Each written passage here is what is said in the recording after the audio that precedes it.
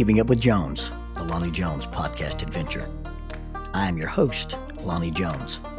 My wife Jackie and I moved to the city of Huntsville in 1986 for me to be a youth and family minister. I have been a minister since 1980. I have served in this community as a police chaplain assigned to a SWAT team since 1992, and I've been in private practice as a licensed professional counselor since 1998. I'm also an adventure educator and an avid outdoorsman. I dabble in rock climbing and I goof around with Brazilian Jiu-Jitsu. Our life has been full of many wonderful experiences and some just outright adventures. I used to write about those things in a little church bulletin article. So now instead of asking you to read those things, we're just going to talk about them in our podcast. And as we talk about them, we're going to talk about the facts. The facts lead to concepts, and the concepts lead to application. One caveat about the facts is, for the most part, we're going to tell you the facts just as they happened. But every now and then, we're going to tell you the way other people have told us they remember it happening with a little bit of embellishment. It's all good, clean fun and for educational purposes. Thank you for listening, and we hope you enjoy Keeping Up with Jones.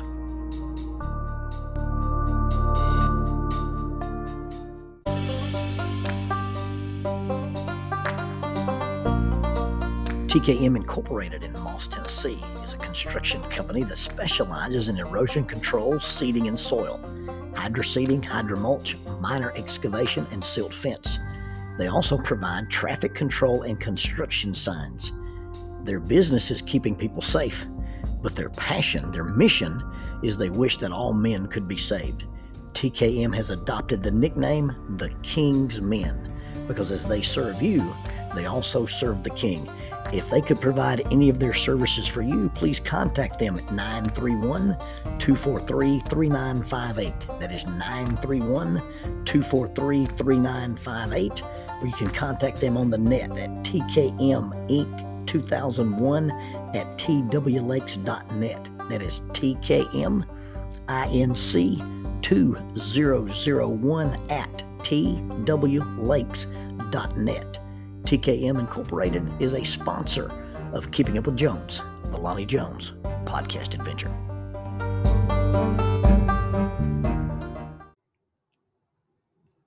Take a warehouse that's been converted into a jiu-jitsu gym. Take the lead guitarist for a 5-finger death punch. Get Eddie Bravo, and then 2 guys named Keelan Lawyer and Brandon McGathrin. Mix them all together, and what do you get? You get this thing called the PGF, the Professional Grappling Federation. Now, I used to train a lot in Decatur, Alabama. I would drive over every week and train with Brandon McGathrin. He was just a blue belt, and he was still teaching out of the old Bender's gym.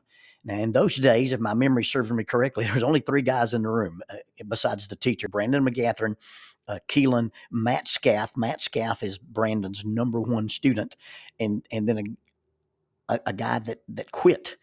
I don't remember his name. Now, this was all like in 2012 or before. I got my blue belt in 2013, and I got it when we were at the old Bender's gym. Now, since that time, everybody in that room has a brown belt or a black belt, but me. Well, everybody in the room except the guy who quit and me. I'm super, super far behind the guys that are brown belt and black belts, and I'm way ahead of the dude who quit. I've actually been doing jiu-jitsu since the early 90s, but I just never did it with the frequency or intensity or the dedication that Matt and Brandon and Keelan had been doing it.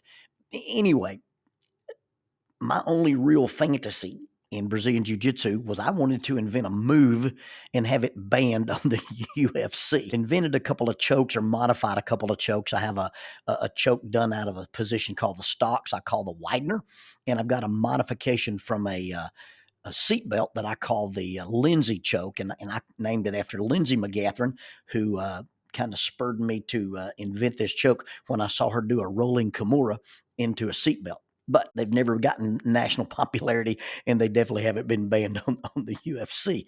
The closest I ever got to having a move that might be banned was Greg Barber used to use this move on his brother in Velvet Ridge, Arkansas, and he called it the dreaded nose to the eye. He would grab Jay by the ears and stick his nose in one of his eyes, and we finally made that the illegal move, and you'd get disqualified if you were wrestling in Velvet Ridge, Arkansas. It has never made its appearance in mixed martial arts.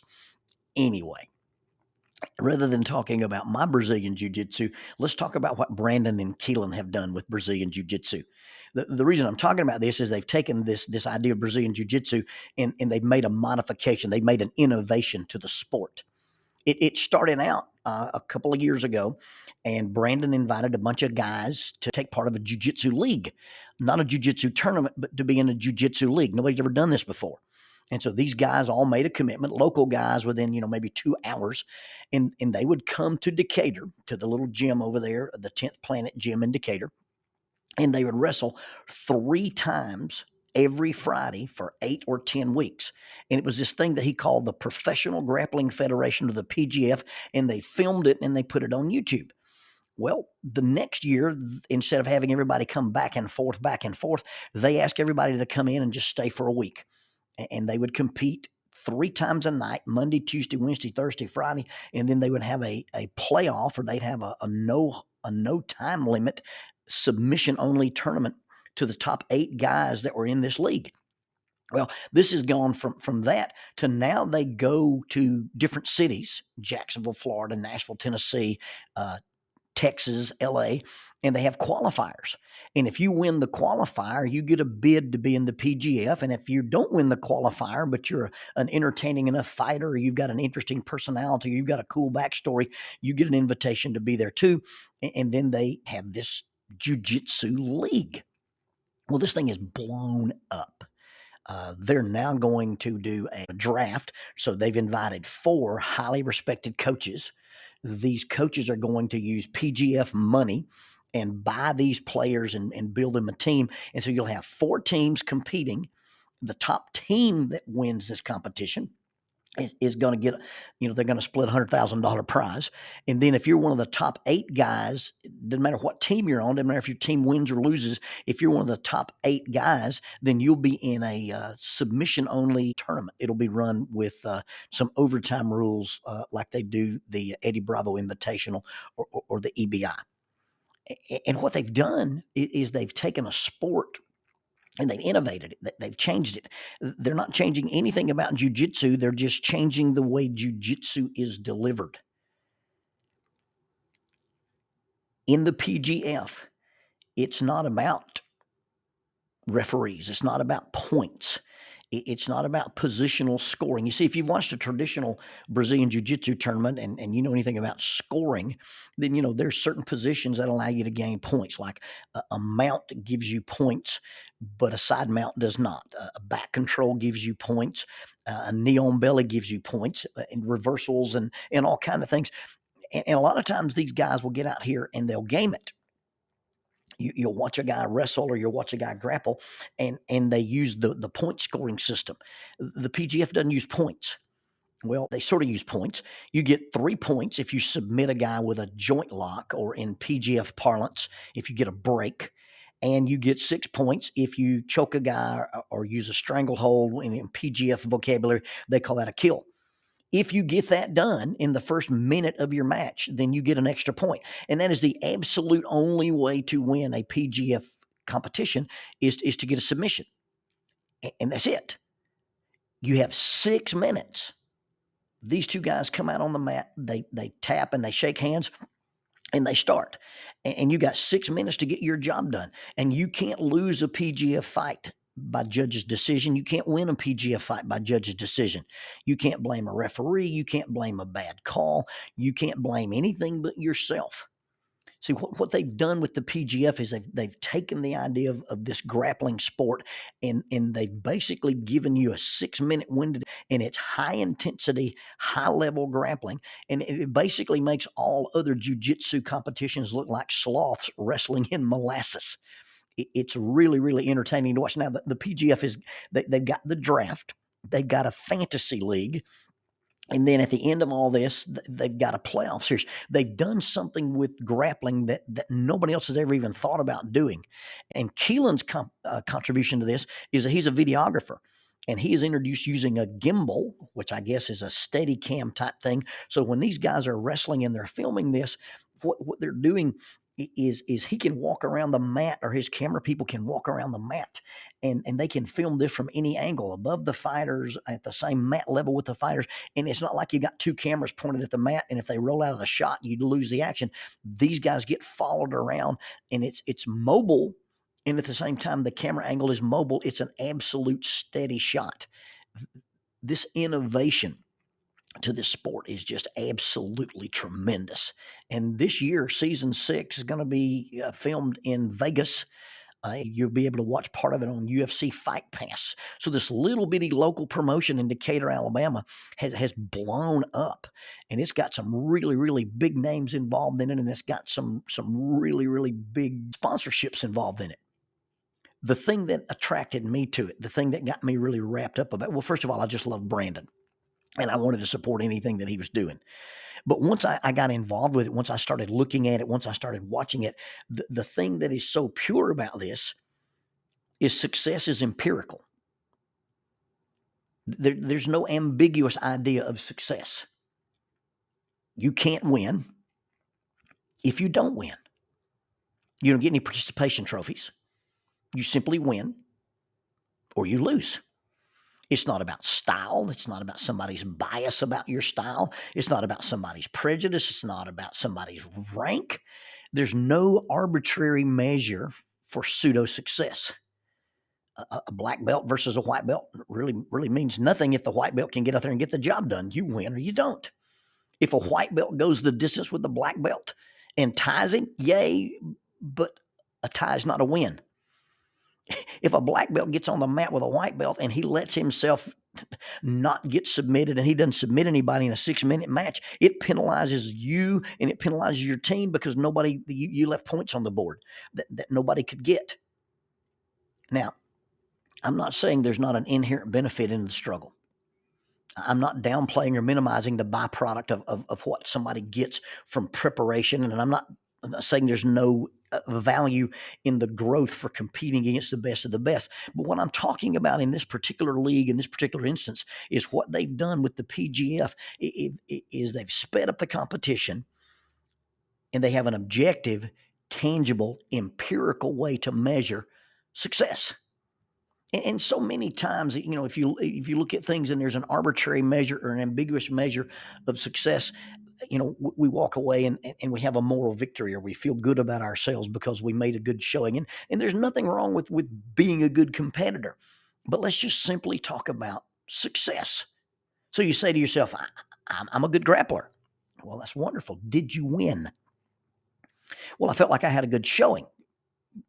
Well, did you win? Well, this is really not my best rule. Did you win? My mom was proud of me. Did you win? Hey, my friends thought I was cool and popular, and my social media thing went viral. Did you win? There is an objective measure by which you can decide, I won or I didn't win. I was successful or I wasn't successful. Now, I'm not really competitive by nature. I like a good match. I like a good hunt. I like a good game. I believe in the positive of giving one's best effort. And I'm really an adherent of the philosophy. I'm not necessarily here to be the best. I just want to do my best. But in this particular venue, in this particular competition, you take all that away. And in this, sometimes your best is just not enough. Wanting it real bad is just not enough. You see, the reason I'm talking about the PGF in these terms is I believe it is the antithesis of our soft society. We've got a soft society right now where we make excuses, we placate subpar effort, and everyone wants an NIL deal before they ever even take a snap. What I'm talking about is the rule set for the PGF, and it simply asks this question. I simply want to know, did you win? Or maybe change it. Were you successful? You see, the PGF defines success without ambiguity. In order to say I was successful, I simply have to go out and accomplish one goal, and I can accomplish that goal via two distinct paths. I get a tap with a joint lock, or I get a tap with a choke. Nothing else works. Nothing else wins. And therefore, very simply put, nothing else matters. So if you take the PGF and you were to overlay that on your life, what's the rule set for your life? What is the non-debatable, not open for judgment, single focus of our existence?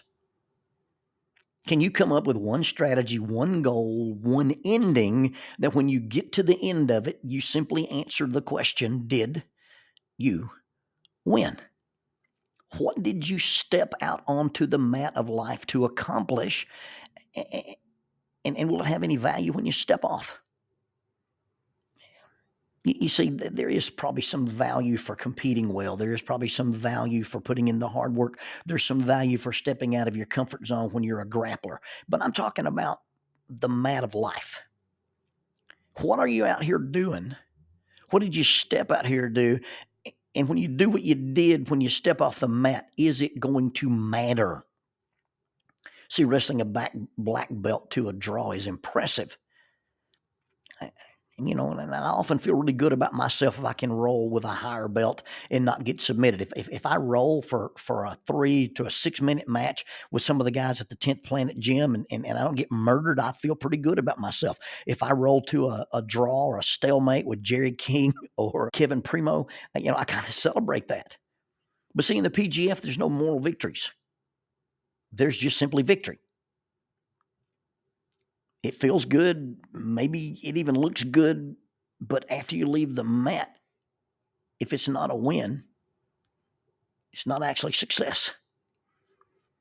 I think we need to have my son-in-law coaches basketball, and he gives this speech about that they're a private Christian school, but they have a blue-collar work ethic, and he has this hard hat that he keeps on the bench with him to remind them of what their work ethic is. Well, I think we need to have a PGF rule set in our lives. See, there's all sorts of measures that we like to use and other people tell us to use. And some of those things are very, very tempting. And, in order to live my life with purpose, to live my life intentional, to seek to be my best, I've got to change the rule set and redo the format. I can't use the rule set you like. I can't use the rule set that's easy. I can't use the rule set that fits your style. See, I have to quit judging success by position. I have to quit judging success by what I acquired, points, money, or stuff. I have to have an achievable, measurable goal. You see, you can't keep score with money. Well, if you do, then when you leave the mat, it doesn't matter. You can't keep score with stuff, and if you do, then when you leave this mat, it doesn't matter, because he who dies with the most toys still dies. You can't keep score with fame or notoriety. You see, a win, a success, has to have some permanence. A win can't be temporary. You see, the champion this year may or may not be the champion next year, and even Elijah Carlton hadn't won every season. You see, I'm talking about a success. I'm talking about a victory. I'm talking about a measure that transcends seasons. And it's not measured by some kind of arbitrary, superficial, ambiguous, materialistic metric. It's not measured by a false sense of value or even a good feeling. The question, when you've left the mat, you've come here and you've stayed on the mat as long as you're allowed to stay on the mat. The question after you leave the mat, after you've competed for your soul, your marriage, the souls of the people you love, the souls of your children, and the kinds of things that are valuable beyond trophies, belts, and rings. When we finish that struggle, the only question that will matter at the end, and it won't be decided by committee, it won't be decided by judges, it won't be decided by feeling, it won't be decided by popular vote, how we feel or how others felt about us. The only question that will matter at the end of our season, and you only get one season. The question is not about who liked us, not what we collected, not what we amassed, not what did we achieve or acquire. But the question is, after we leave the mat, did we simply do what we stepped out there to do? Not were you fulfilled, but did you fulfill your purpose? The PGF makes you ask one question. Did you win?